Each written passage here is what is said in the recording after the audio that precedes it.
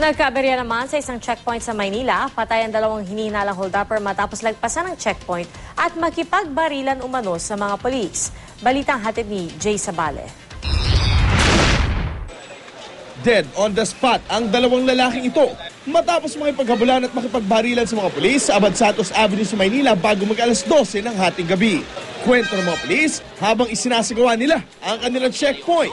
Bigla na lamang daw humarurot ang dalawang lalaking sakay ng motorsiklo. Galing yung motor, galing dito sa rekto Siguro pagliko niya dun sa Abad Santos, nabulaga na siya na may checkpoint.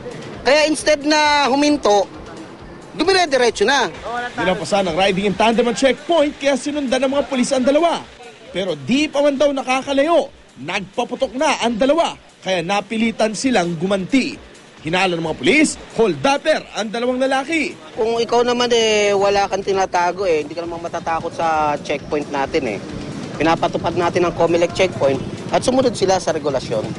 Nakuha sa mga sospek ang dalawang baril na kalibre 38 at 357 at perang di bababa sa 5,000 piso. Jay Sabale, GMA News.